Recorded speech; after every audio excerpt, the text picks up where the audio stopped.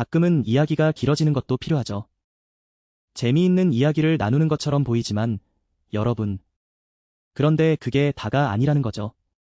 작은 아이의 귀에 들어가면 즉시 현실이 되어버릴 수 있어요.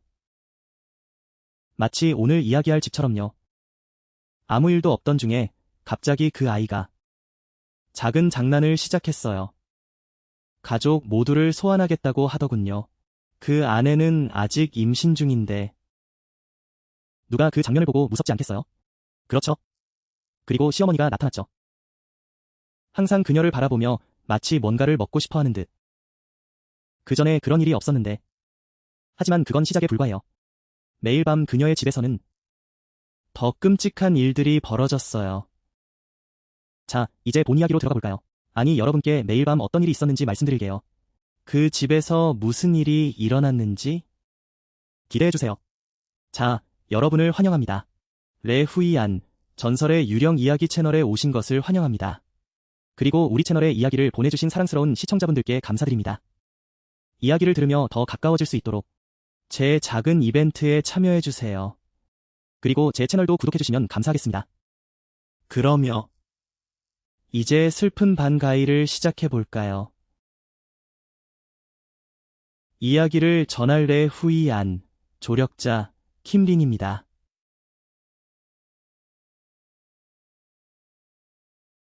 오늘의 이야기는 한 시청자, 응우엔의 이야기입니다. 현재 그는 남딘에서 살고 일하고 있어요. 사실 이 이야기는 그의 가족이 아닌 그의 이웃집에서 일어난 일입니다. 하지만 이야기를 보내기 전에 응우엔은 그곳 가족의 허락을 받았어요. 그리고 그들의 이야기를 공유하는 데 동의했습니다. 또한 이야기를 비밀로 유지하기 위해 그는 등장인물의 이름을 바꾸기로 했습니다. 응우엔은 이름을 바꿀 필요가 없다고 했어요. 그래서 저는 응우엔이라고 부르겠습니다. 이야기는 그때 일어났습니다. 응우엔은 당시 12살이었어요. 그 시점에 응우엔 가족이 살던 집은 부모님이 한 지인으로부터 사온 집이었습니다. 쉽게 이해할 수 있도록 설명해 드릴게요. 응우엔 집의 왼쪽에는 쭈아푹 가족이 살고 오른쪽에는 바카오 가족이 살고 있었습니다. 이야기가 일어난 곳은 바로 여기입니다. 응우엔의 고향에서 여성들은 결혼 후 보통 남편의 성을 사용합니다. 그래서 응우엔은 바카오의 본명을 모릅니다. 이건 아마 여러분의 고향과는 다를 수 있어요. 많은 곳에서 그렇게 부르곤 하죠. 바카오는 나이가 많으신 분이에요. 그녀에게는 아들 둘과 딸 하나가 있습니다. 모두 이미 가정을 이루었죠. 바카오의 둘째 아들은 손이라고 합니다. 그는 집을 사서 몇백 미터 떨어진 곳에 살고 있습니다. 바카오의 둘째 아들은 10이라고 해요. 그가 바카오와 함께 살고 있어요. 이 집은 조상 대대로 내려온 집이에요. 여러분. 정말 오래된 집이고 응아의 집과도 가까워요. 응아의 집 뒤쪽 길은 바카오의 집과 바로 연결되어 있어요. 그래서 응아는 자주 그쪽에 놀러 가곤 했어요. 가끔은 높은 담을 넘어서 빨리 가기도 했죠. 북타흐의 딸도 응아의 형제들과 비슷한 나이예요. 북타흐는 아들 하나만 있어요. 이름은 카이예요. 그 뒤에 딸이 하나 더 있어요. 막내는 응아보다 2대 3살 정도 어리다고 해요. 하지만 어린애들은 나이 차이가 조금 나도 괜찮아요. 여러분. 응아의 부모님과 바카오 가족은 아주 친해요. 집에 맛있는 음식이 있으면 엄마가 응아에게 그걸 가져가라고 하곤 했어요. 응아의 엄마가 자주 이렇게 말씀하셨어요. 내가 말했잖아. 멀리서 사는 사람에게는 더 맛있다고. 불이 꺼진 집에서 함께하는 게 얼마나 좋은데 누가 그걸 생각하지 않겠어요? 북타흐의 아내는 화라고 해요. 여러분. 그때는 오직 북타흐의 아내만이 그렇게 부르는 게 일반적이었어요. 다른 사람들은 그렇게 부르지 않았어요. 시골에서는 대부분의 가족이 농사에 의존해서 살아요. 하지만 화는 이 동네에서 장사하는 몇 안 되는 사람 중 하나예요. 화가 파는 건 양파, 마늘, 그리고 각종 건어물이에요. 사실 그때 화의 가격은 시장의 다른 사람들보다 훨씬 비쌌어요. 그래서 동네 사람들은 화의 물건을 잘 사지 않았어요. 오직 응아의 엄마만 자주 지원해 주셨어요. 응아가 눈치를 채면 엄마도 웃으면서 말씀하셨어요. 사실 화가 다른 사람들보다 비싸게 팔긴 했지만 우리는 그래도 장 보러 가는데 도움이 됐어요. 어디서나 다 똑같아요, 아들아. 가끔 응아는 부모님이 이야기하는 걸 듣곤 했어요. 응아는 화 가족이 그 동네에서 꽤 부유한 편이라는 걸 알고 있었어요.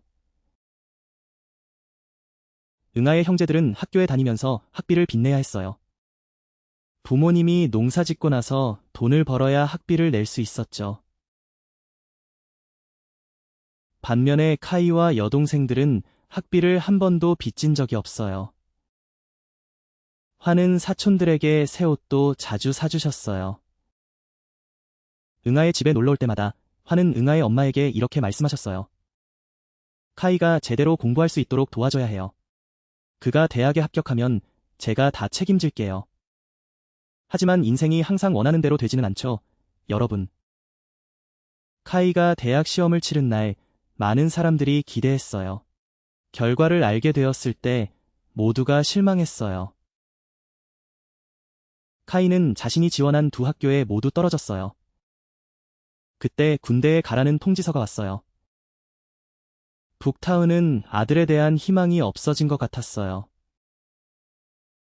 그래서 그냥 군대에 가게 하기로 했어요. 학업 외에는 카이를 비난할 게 하나도 없었어요. 카이는 동생들을 정말 잘 챙겼어요.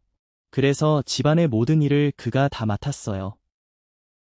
세탁, 청소, 요리까지 그는 모든 걸 했어요. 군대에서 돌아온 이후로 북타흐의 집은 항상 깨끗하고 정돈되어 있었어요. 응아의 동네 사람들은 모두 그를 칭찬했어요. 카이는 아들이지만 집안일을 잘 도와주었어요. 그는 정말 복이 많았죠. 그는 결혼할 수 있었어요. 그때 동네의 형들과 누나들은 자주 짝을 지어주곤 했어요. 응아의 친구의 언니와 카이를 엮어주기도 했어요. 북타흐도 그 언니를 많이 좋아했어요. 응아의 엄마에게도 이렇게 말씀하셨어요. 내 아들이 카이와 결혼하면 좋겠어요. 결혼식은 언제 할까요? 두 사람에게 잘 맞는 날을 정해줄게요.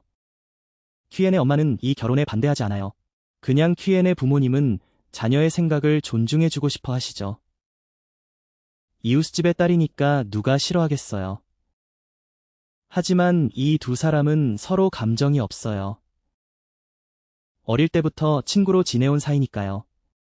그래서 서로 형제처럼 지낼 수밖에 없죠. 선물은 계속 주고받고 퀴엔이 파트에 도장을 찍으려 하지 않아서요. 시간이 지나고 나서야 퀴엔은 어른들이 하는 이야기를 들었어요. 안카이가 좋아하는 사람이 누구인지 궁금했죠. 그가 다른 여자에게 마음을 두고 있다는 걸 알게 되었어요. 그때 퀴엔은 정말 궁금했어요. 어른들에게 안카이가 누구를 좋아하는지 물어봤죠. 하지만 아무도 대답해주지 않았어요. 그때 퀴엔이 아직 어렸으니까요. 하지만 퀴엔의 마을은 정말 작아서 무슨 일이든 금방 소문이 나요. 며칠 후 퀴엔은 안카이가 좋아하는 사람이 누구인지 알게 되었죠. 그 사람은 멀지 않은 사람이라서 쉽게 알 수 있었어요. 바로 치마이였어요. 치마이는 정말 유명했죠. 피부가 하얗고 정말 예뻤어요. 부유한 집안의 딸이었죠. 그래서 옷차림도 항상 멋졌어요. 하지만 치마이는 다른 부잣집 딸들과는 달리 자만하지 않았어요. 그래서 모두가 좋아하고 귀여워했죠. 하지만 그에 비해 지금은 어릴 때부터 귀여운 아이였어요. 그래서 이런 일에는 둔감할 수밖에 없었죠. 사람들은 이걸 슬픈 규칙이라고 농담하곤 했어요. 지금 안카이는 모든 일을 잘 해내고 있어요. 반면 치마이는 어른들과 잘 지내는 법을 알고 있었죠. 한 번도 누군가의 마음을 상하게 한 적이 없어요. 안카이가 치마이를 사랑한다는 소문은 금방 퍼졌어요. 정확히 얼마나 사랑했는지 기억은 나지 않지만 결혼하게 되었죠. 결혼식은 정말 화려했어요. 하늘이 맑고 모두가 기뻐했죠. 그런데 특별한 일은 없었어요. 결혼 후 안카이는 아내의 부모님을 도와서 장사하게 되었어요. 치마이의 어머니인 북타은은 가게를 운영하고 있었죠. 결혼식 전날 치마이도 부모님과 함께 장사하러 갔어요. 손님이 많을 때는 북타우가 사람을 더 고용해야 했어요. 이제 사위가 생겼으니 북타우는 안카이에게 이 일을 맡기기로 했어요. 낯선 사람을 고용할 필요가 없으니까요. 북타우는 사위에게 돈을 잘 주었어요. 사위와 딸에게 충분히 보수를 주었죠. 자녀에게 일을 시키는 그런 방식은 아니었어요. 그래서 매일 2시간씩 일했어요. 저녁에는 밥하고 빨래하는 일은 안카이가 다 했죠. 치마이는 정말 행복했어요. 그녀는 그런 일 대신 TV를 보며 동생들과 시간을 보냈죠. 그냥 저녁 식사 시간만 기다리면 되었어요. 시골에서는 나이 많은 아줌마들이 자주 모여서 이야기하곤 해요. 그런데 어떤 사람들은 어떻게 사는지 궁금해하죠? 사람들은 치마이가 정말 행복하다고 말해요. 남편이 집안일을 다 해주니 정말 좋다고요. 치마이도 농담을 하곤 했어요. 일을 도와주지 않고 그냥 놀기만 한다고요. 이런 일은 꽤 오랫동안 계속되었어요. 누군가 그런 말을 하면 북타운은 화를 내지 않았어요. 그럼 아저씨는 화를 내지 않으셨죠? 그리고 교환도 있어. 아저씨가 말씀하시길 요즘 세상에 그런 걸 고집하다니. 누가 기뻐하는 건 상관하지 마. 그들이 아무 말 안 하면 그냥 즐거우면 그만이지. 아저씨가 교환을 싫어하지 않으니. 그러니까 수다쟁이 아줌마들도 알아서 입을 다물지. 하지만 눈앞에서는 그렇다는 거야. 뒤에서는 몰래 수다 떨고. 아저씨가 가끔 원집에 놀러 가면 이런저런 이야기를 엄마에게 해. 아저씨는 치마이를 자신의 딸처럼 생각해. 아저씨는 단지 치마이와 안카이가 행복하게 지내기만을 원해. 그게 전부야. 나중에 치마이가 아기를 낳으면 아저씨는 집을 팔 생각이야. 아기를 돌보게 해주고 안과 치마이가 안심하고 나가게. 안카이는 남자답고 힘든 일을 잘 감당해. 그러니 뭐가 문제겠어? 퀸 엄마도 아저씨의 생각에 동의해. 아마 그래서 두 사람이 친해진 것 같아. 그러던 중 어느 날 퀸이 학교에서 돌아왔어. 집에 도착하자마자 아저씨가 뛰어오고 있었지. 아저씨는 뛰면서 엄마 이름을 계속 부르고 있었어. 무슨 일이 생긴 줄 알았지. 그런데 아저씨가 좋은 소식을 전하러 온 거였어. 아저씨는 곧 손주를 가질 거라서 기뻐했어. 엄마도 함께 기뻐했지. 두 사람은 모여서 치마이를 위해 뭘 사줄지 이야기했어.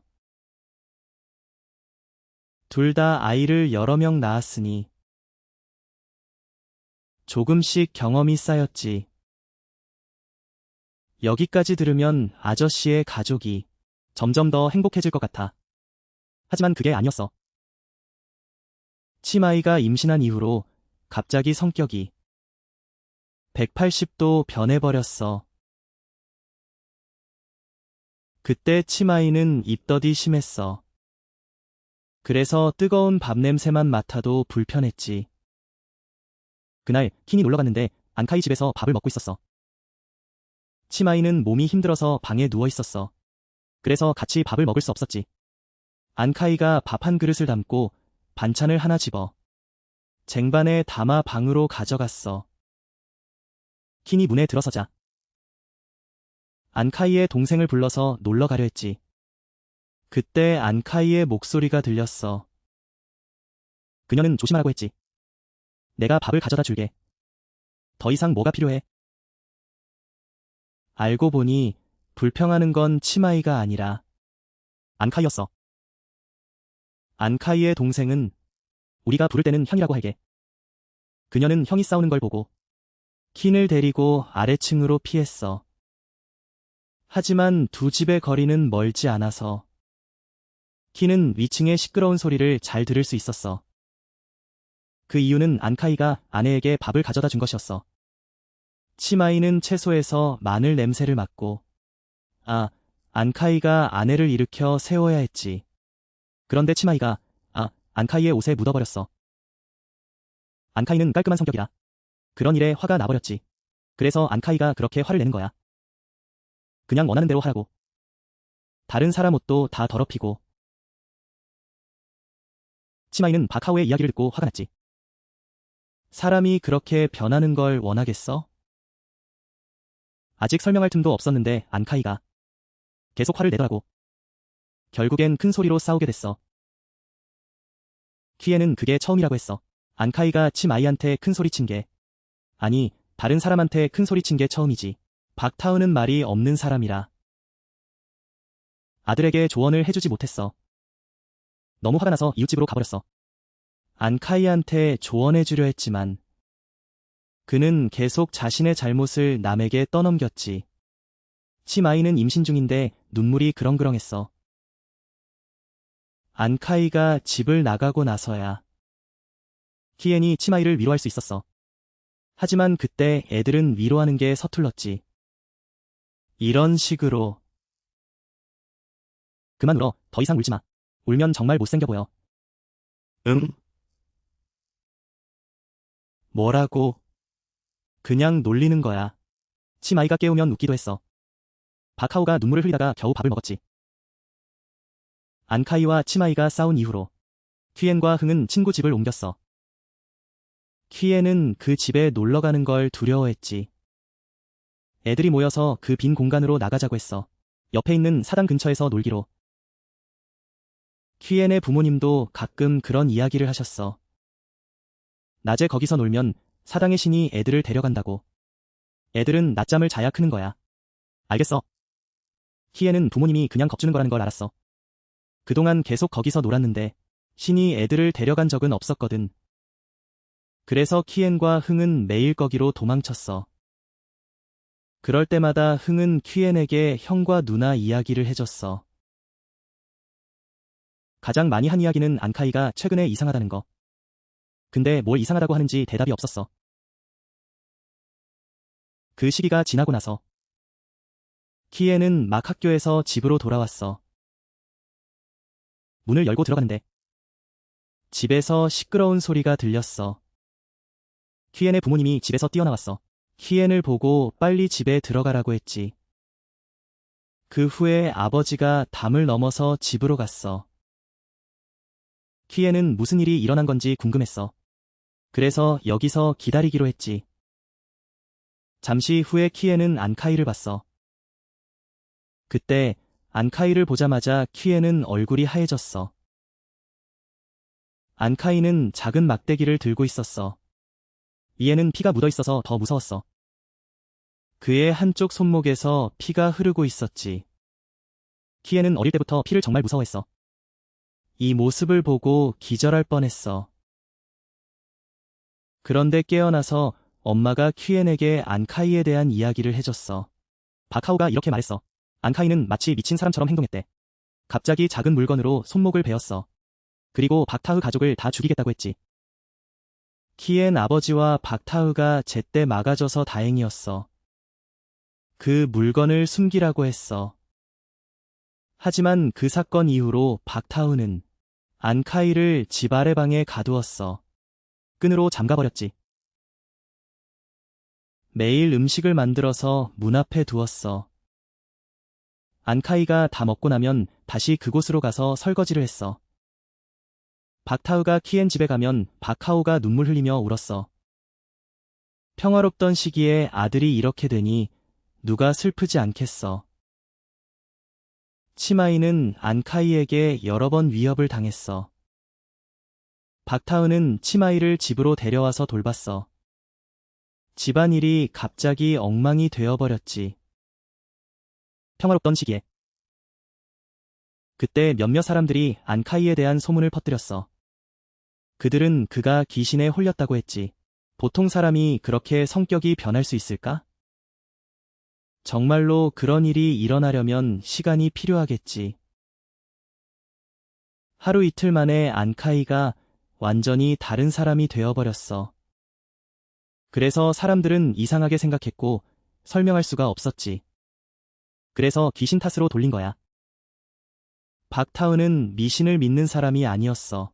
그래서 이웃들이 그렇게 말하자 두 사람은 웃기만 했어. 아마 일이 힘들어서 그런 것 같다고. 요즘 귀신이 어디 있겠어. 박타은은 아들의 일을 숨기기 위해 그렇게 말한 거야. 하지만 사실 그날 일어난 일은 아이들조차 이상하게 느꼈으니 어른들은 더 말할 것도 없지. 각 집의 상황이 다르니까. 목숨에 영향을 미치지 않는다면 사람들은 그냥 뒷담화할 뿐이야. 뭘 할 수 있겠어. 퀴에는 그게 더 힘들었어. 집을 지나칠 때마다 심장이 쿵쾅거렸어. 너무 무서워서 더 이상 그 집 근처에 가지도 못했어. 놀고 싶어도 그냥 이쪽에 서서 입만 다물고 있었지. 퀴엔의 엄마조차도 농담을 할 수 있었어. 너는 무서운 걸 모르겠다고, 정말 대단하다고. 진짜 어른들도 무서워하는데 아이들이야 더 말할 것도 없지. 그날의 피가. 그게 퀴엔에게 계속 남아있었어. 퀴엔은 그 집에 가지도 못했어. 하지만 퀴엔의 부모님은 가끔 안카이를 보러 갔어. 모두가 그 젊은 부부를 걱정했지. 치마이는 아이를 임신 중이었어. 그때 박타은은 안카이를 치료할 사람을 찾고 있었어. 하지만 아무런 진전이 없었지. 약을 먹고 자면 괜찮았지만 깨어나면 음란한 말을 하곤 했어. 모든 사람에게 그런 말을 했지. 할머니에게도 예외가 없었어. 심지어 할머니를 이 늙은이라고 부르기도 했어. 퀴엔의 편지에는 더 심한 내용이 있었어. 하지만 그건 넘어가기로 할게. 안카이는 그런 일이 많았어. 박타은은 더 이상 참을 수 없었지. 그가 들어가서 몇 번이나 때렸어. 정말로 하늘이 무너질 것 같았어. 그냥 응우엔 아버지가 듣고 와서 조언했어. 마치 안카이가 아픈 것처럼 아무것도 모르고 정말 불쌍한 상황이야. 그러니까 박타우가 겨우 진정할 수 있었던 거지. 지금 시어머니는 이 시간을 보내고 정말 힘들어 보여. 내일 박타우 집의 일은 거기서 끝나지 않을 거야. 안카이의 상태가 나아질 기미가 보이지 않는데 박하오가 나타났어. 박하오를 기억해. 그녀는 이상해졌어. 박하오는 예전부터 차가운 성격의 좋은 시어머니로 유명했어. 그녀는 며느리를 사랑했어. 매일 장사하러 나가서 힘들게 일했지. 집안에서는 박하오가 한 번도 욕하는 소리를 듣지 못했어. 우리는 박하오를 다시 생각해봐야 해. 그녀는 박하오의 시어머니야. 맞지, 여러분? 그런데 왜 이렇게 된 건지 모르겠어. 큰 아이들이 박하오가 밥을 차려주면 박하오가 그걸 가볍게 말해. 이 집은 정말 복이 없는 것 같아. 며느리가 이렇게 힘들게. 박하오는 자신이 뭘 잘못했는지 이해하지 못해. 그녀는 물어보지만 박하오는 한마디도 하지 않아. 왜 이렇게 변했는지 이유가 궁금해. 그런데 박하오의 눈빛이 이상하게 더 날카로워졌어. 처음에 박하오는 음식이 잘 안 된다고 생각했어. 하지만 어느 날 박하오는 밥을 여러 그릇이나 맛있게 먹었어. 그러다 어느 날 밥을 차려주자마자 그걸 밖으로 쳐냈어. 음식이랑 반가이도 다 쏟아버렸어. 정말 박하우가 화가 났어. 자신을 넘어서야 했어. 왜 이렇게 엄마가 변했는지 모르겠어. 아들은 아프고 시어머니는 매일 불평을 하며 박하오를 힘들게 해. 너무 힘들어서 박하오는 집에 가서 울면서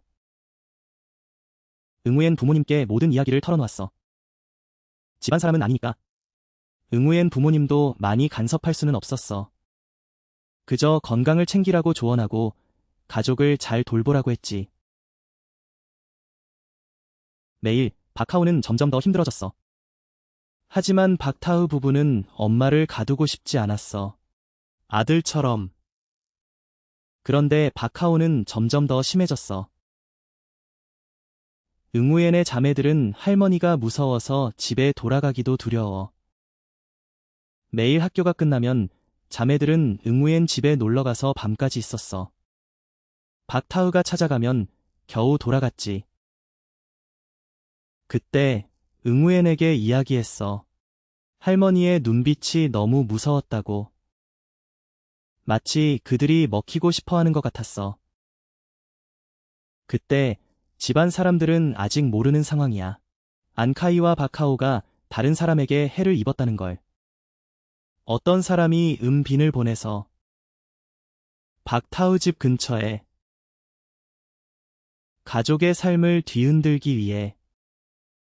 이 사람의 목적은 아마도 박타우 가족을 망가뜨리려는 거야. 자손들이 일어설 수 없게. 하지만 귀신을 믿지 않아서. 그래서 박타우 가족이 이은빈에게 괴롭힘을 당한 거야. 그뿐만 아니라 다른 이상한 일들도 많이 일어났어. 박은 응우엔 엄마에게 왜 그런지 모르겠다고 이야기했어. 밤에 자려고 할 때 몽롱한 상태에서 박은 집안에 뭔가 느껴졌어. 어렴풋이 꿈꾸는 듯한 그 순간 집안에 뭔가 있는 느낌이 들었어. 주변에 사람들이 왔다 갔다 하고 있었어. 하지만 눈을 뜨고 보니 아무도 없더라. 언니들은 여전히 깊이 잠들어 있었고 안카이는 바로 옆에서 코를 골고 있었어. 박하오는 일찍 잠들었지. 설령 박하오가 일어난다 해도 그렇게 큰 소리를 낼 수는 없었을 거야.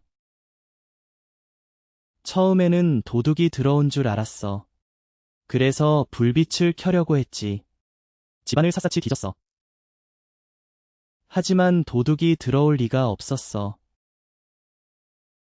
도둑이라면 조용히 들어와야지. 그렇지, 맞죠?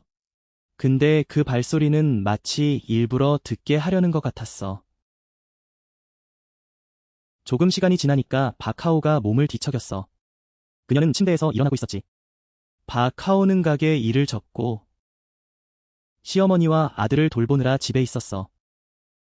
그 모습이 너무 안쓰러웠어. 정말 힘들어 보였지. 안카이는 시어머니가 예전처럼 건강해지길 바랐어. 비록 박하오가 며느리에게 험한 말을 해도 안카이는 참아야 했어. 지금 안카이는 정신이 왔다 갔다 해. 박하오는 계속 침대에 누워 있었지. 안카이는 지칠 대로 지쳐가고 있었어. 엄마 걔는 가끔씩 왔다 갔다 하며 박하오를 돌봤어. 그래야 안카이가 조금이라도 쉴 수 있었지. 주변 이웃들도 박하오를 많이 찾아왔어. 추푹은 안타흐에게 이렇게 말했지. 박하오를 하노이 큰 병원에 데려가야 한다고. 그냥 집에 두면 안 될 것 같다고. 박하오는 침대에 누워서 불안해하고 있었어. 추푹의 말을 듣고 그녀는 벌떡 일어났지. 박하오는 고개를 돌려 추푹에게 아무 말도 하지 않았어. 너네 집에서 나가. 너 여기서 뭐 하는 거야? 내가 너한테 경고하는 거야. 너 아내가 믿겠어? 내가 말했잖아. 아픈 노인이 이렇게 누워있어.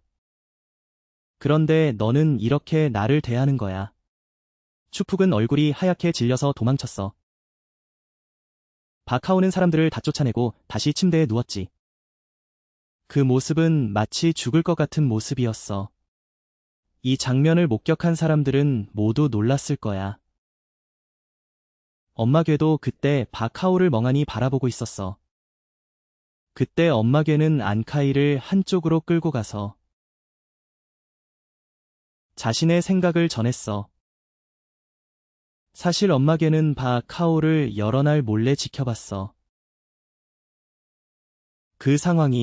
그 상황이 마치 엄마괴의 사촌이 전에 겪었던 일 같았어. 엄마괴의 사촌은 밤에 기가하다가 묘지를 지나쳤고 귀신이 그를 따라 들어왔어. 그의 말과 행동은 완전히 달라졌지. 엄마괴의 사촌은 너무 무서워서 무당을 찾아갔어. 그 덕분에 엄마괴의 사촌이 묘지에서 따라온 귀신을 알게 되었어. 그 귀신은 집에까지 따라와서 함께 살게 되었지. 엄마괴의 말을 듣고 무당은 매우 놀랐어. 의식을 한 지 하루 만에 그 귀신을 잡아냈지. 그 귀신은 무당에게 무릎을 꿇고 용서를 구했어. 사촌을 위한 의식을 할 때 엄마괴의 부모와 형제들도 함께 있었어. 엄마괴의 언니는 아직 어렸어. 그래서 부모님이 그런 곳에 데려가고 싶지 않았던 거야. 하지만 그때를 지나고 나니 아주 단단해졌어. 심지어 엄마괴의 말도 믿지 않겠다고 하더라고. 바카오는 나이가 많아서 성격이 변했을 뿐이라고 생각해. 그리고 안카이가 그런 상황에 처한 건 아마 아내의 가족 압박 때문일 거야. 그 이전에 안카이가 다른 일을 찾고 싶다고 말한 걸 들었어. 사실 북타우 부부는 안카이를 정말 아끼고 있어. 치마이도 남편을 절대 비난하지 않아. 하지만 나쁜 사람들과 어울리다 보니 그런 소문이 나게 된 거지. 안카이가 그런 소문을 듣고 자신감이 떨어진 모습을 보였어. 이웃들은 치마이가 안카이와 맞지 않다고 말했어. 그는 아내의 가족에 의존하고 있다고 했지. 안카이가 이렇게 좋은 삶을 사는 건 부모님 덕분이라고. 장터에서 그렇게 말하더라고. 누가 그 안에서 무슨 일이 일어나는지 알겠어? 그때 바로 그런 소문이 돌았어. 안카이는 마치 아무것도 아닌 것처럼 행동했지. 그는 많은 일을 했지만 결코 어떤 일도 가볍게 여기지 않았어. 사실 그가 없었다면 북타흐와 치마이가 훨씬 힘들었을 거야. 하지만 그런 소문을 듣고 있으면 흔들리게 되지. 안카이는 외부에서 일자리를 구하고 싶다는 생각을 했었어. 나중에 치마이가 알게 되어 남편에게 조언했지. 안카이는 아내를 사랑해서 북타흐에서의 일을 그만두겠다고 말하지 않았어. 그의 성격이 변했을 때 처음에 북은 이유가 가장 중요하다고 생각했어. 북은 아들이 단순히 심리적으로 힘들다고만 생각했지. 하지만 이 생각은 오래가지 않았어. 안카이는 그저 정신이 혼란스러웠을 뿐이었어. 식사와 잠은 여전히 평소와 같았고. 그날 북은 소고기와 천리채를 볶았어. 안카이가 가장 좋아하는 요리야. 그런데 먹고 얼마 지나지 않아 그는 토했어. 정말 심하게 토했지. 얼굴이 완전히 하얗게 질렸어. 음식 속에 섞여 있었거든. 아직 소화되지 않은 풀도 있었어. 그는 아래에 앉아 있었고. 북은 그 광경을 보고 정말 놀랐어. 지금 북은 정말 기분이 좋지 않아. 안카이는 여전히 묶여 있었고. 집 주변에는 아무것도 없었어. 그런데 그 풀은 도대체 어디서 온 거야? 여기서 북은민 NHI를 만났어. 하지만 원인을 찾을 수 없었어. 그래서 북은원의 어머니를 찾아가서 무당에 대해 물어봤어. 지금은 믿고 싶지 않지만 다른 방법이 없어. 안카이와 바카오를 구하려면 북은 뭔가 해야 해. 다음 날 북은 혼자서 그 무당의 주소로 갔어. 원의 어머니가 추천한 사람이지. 길이 멀어서 밤이 깊어졌어. 그런데 원의 집에서 북과 그 무당이 돌아오는 걸 봤어. 원의 어머니는 그 무당의 이름이 튼이라고 했어. 그 무당은 이 근처에서 가장 유명한 사람이야. 이 근처에서 유명한 무당이 몇 명 있어. 보통 무당인쯔에는 여기저기서 유식을 치르곤 해. 남부까지도 갈 데가 많아. 하지만 이번에는 집에 있었지. 그래서 북과 집에 도와줄 수 있었던 거야.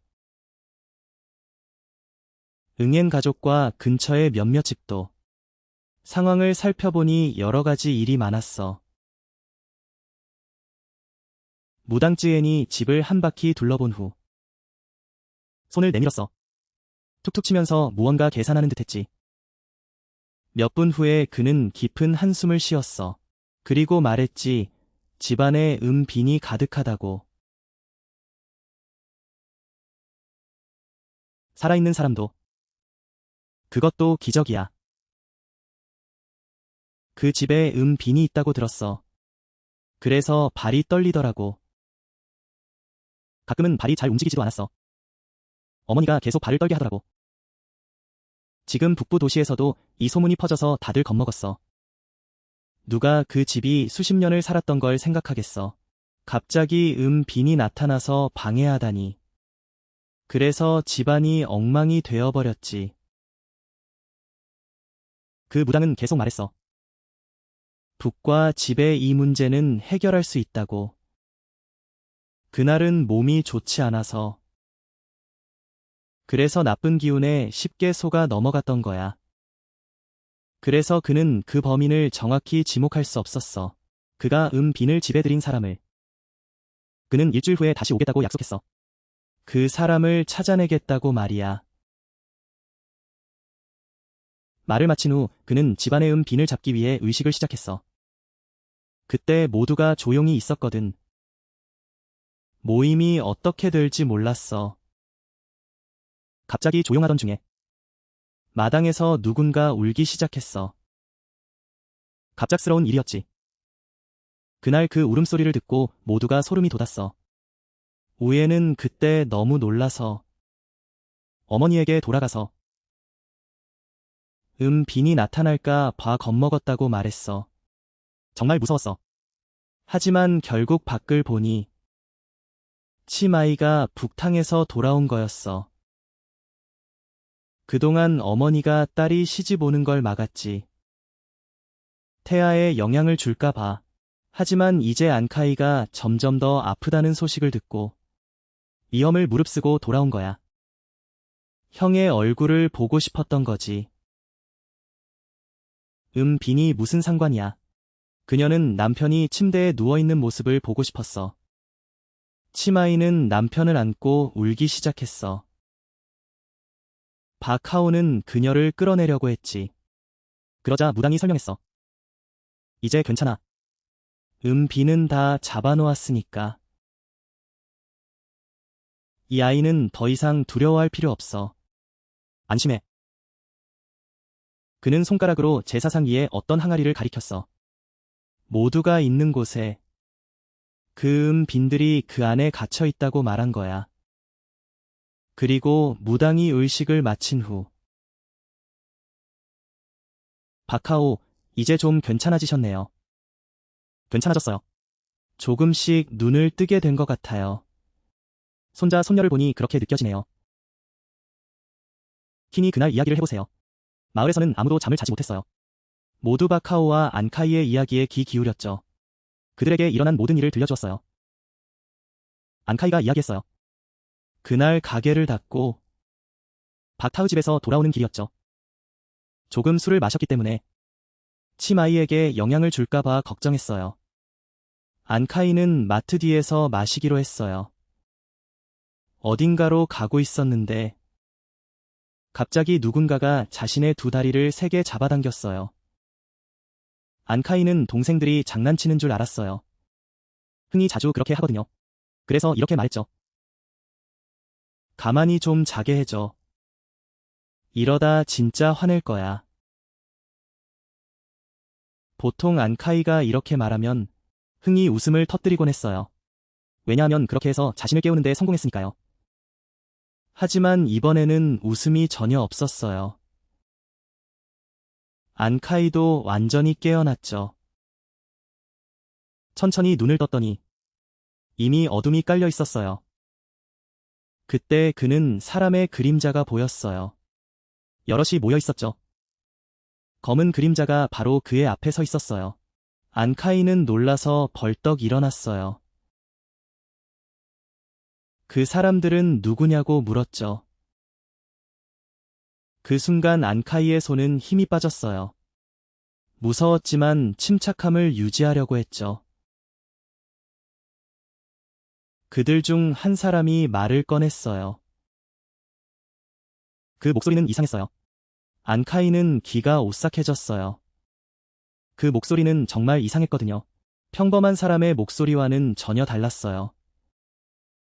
그 목소리는 이렇게 말했어요. 간단히 말하자면 입 다물어. 소리 지르면 너의 아내를 해칠 거야. 그리고 너의 아이도 데려갈 거야. 안카이는 누군지 전혀 몰랐어요. 하지만 아내와 아이의 안전을 생각하니 그냥 고개를 끄덕일 수밖에 없었죠. 그날 이후로 안카이는 그들의 모든 요구를 따라야 했어요. 그 존재들의 요구를 말이죠. 특히 그들은 밤에만 나타났어요. 정확히 어둠 속에서. 안카이는 그들의 얼굴을 전혀 볼 수 없었어요. 그들의 행동이나 말은 정말 이상했어요.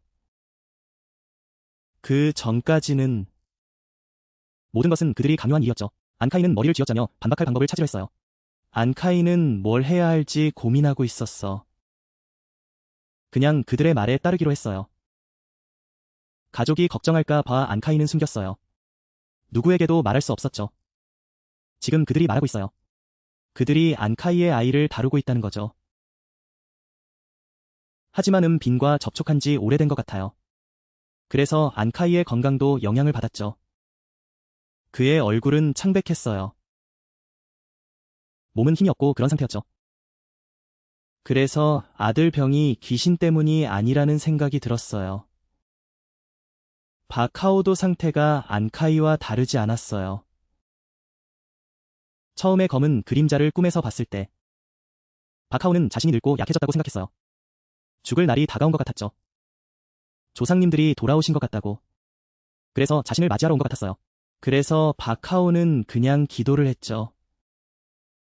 만약 내가 가게 되면 조상님이 부드럽게 보내주세요. 병 없이 편안하게 가게 해주세요. 자식들이 고통받지 않게 해주세요. 바카오가 이렇게 말하니 그 그림자들이 어떻게 반응했는지 아세요? 그들은 웃었어요. 마치 복권에 당첨된 것처럼 웃었죠. 그때 바카오는 집에서 이상한 점을 깨달았어요. 며칠 동안 밥이 상했거든요.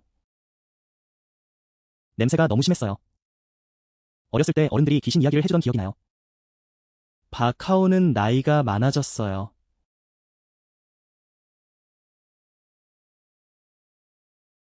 귀신들이 자신을 해칠까 걱정했지만 가족이 걱정이 더 컸죠. 바카오는 바카오에게 경고하는 듯한 말을 했어요. 아니면 밥상을 엎어서 가족이 그 음식을 먹지 않게 하려고 했죠. 하지만 바카오는 믿지 않았어요. 자신이 시어머니를 불쾌하게 했다고 생각했죠. 그래서 바카오가 이렇게 된 거예요. 바카오의 건강도 나빠졌어요.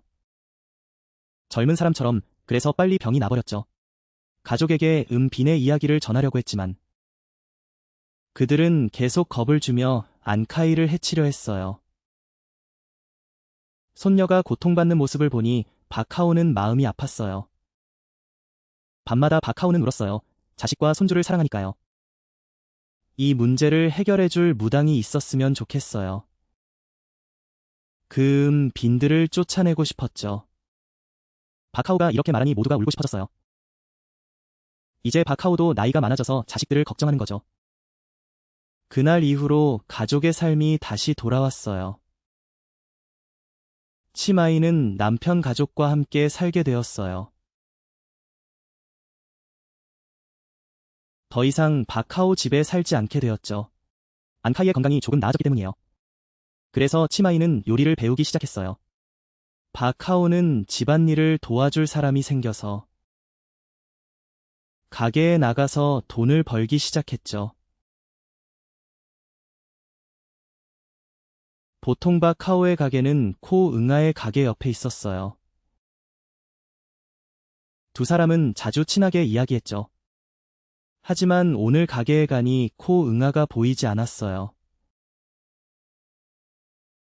바카오는 옆 사람에게 물어봤고 코 응아가 이틀째 가게에 나오지 않았다고 들었어요. 그때 바카오는 이상하다고 느꼈어요. 코 응아는 원래 일을 열심히 하는 사람이었거든요. 아프더라도 가게에 나오지 않을 리가 없었죠. 그때 바카오는 마음속으로 생각했어요. 언젠가 기회가 생기면 코 응아를 한번 만나보자. 그냥 안부를 묻고 싶었던 거야. 친구에게 안부를 묻기도 전에 드디어 그 무당과의 약속 날이 다가왔어. 그 전에 무당이 바카오에게 준비하라고 한 게 있었지. 치아잎 하나와 3개의 코코넛을 준비하라고.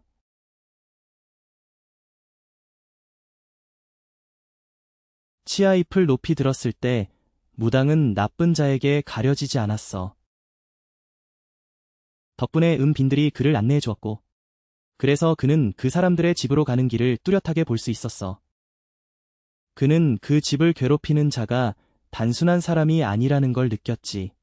왜냐하면 빈을 조종하려면 상당한 힘이 필요하거든. 영화에서처럼 마법력이 좀 있어야 해. 하지만 그가 힘을 발휘할 때쯤이면 이미 힘이 많이 줄어들었지. 무당의 지식으로 볼 때 그 사람은 이미 죽은 것 같아. 무당은 또 추측했어.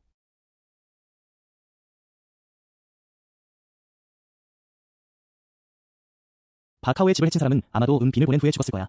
그들이 죽었기 때문에 범인을 찾기 어려운 거지. 무당은 깊이 생각하며 물어봤어.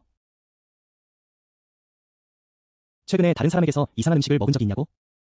바카오는 기억이 잘 나지 않았어. 하지만 그 일은 오래전 일이어서 잘 기억이 나지 않았지. 그런데 얼마 지나지 않아 바로 이때 엄마가 과일을 가져왔어. 바카오에게 반과일을 몇 개 가져다 준 거지. 이 반과일은 원이 아버지가 도시에서 사온 거야. 바카오가 좋아할 거라서 원의 엄마가 가져온 거지. 덕분에 바카오가 그 일을 기억해냈어. 다른 사람에게서 받은 2개의 반과일을 말이야. 하지만 사람들에게 주기 싫어서. 바카오는 그냥 마음속에 담아두고 말하지 않았어. 왜냐하면 이상하다고 말하면 반과일가 뭐가 이상하겠어. 그냥 안카이와 바카오가 반과일을 먹고 난 후 그들의 행동이 달라진 것뿐이야. 그건 바카오가 사온 게 아닌 유일한 것이었지. 코 응아가 준 거였어. 하지만 너무 바빠서 먹을 시간이 없었지. 바카오는 안카이와 바카오가 집에 있을 때 가져갔고, 그래서 그들에게 나눠준 거야. 그때 바카오는 불안함을 느꼈지. 혹시 그 2개의 반과일 때문일까? 무당은 아마 그걸 알았을 거야. 반과일 외에도 바카오가 집에 가져온 다른 것이 분명히 있었어. 그래서 빈들이 바카오의 집에서 자유롭게 돌아다니며 두 사람에게 해를 끼칠 수 있었던 거지. 바카오는 이 말을 듣고 정신이 혼미해졌어. 바카오는 자전거를 타고 코 응아의 집으로 달려갔지.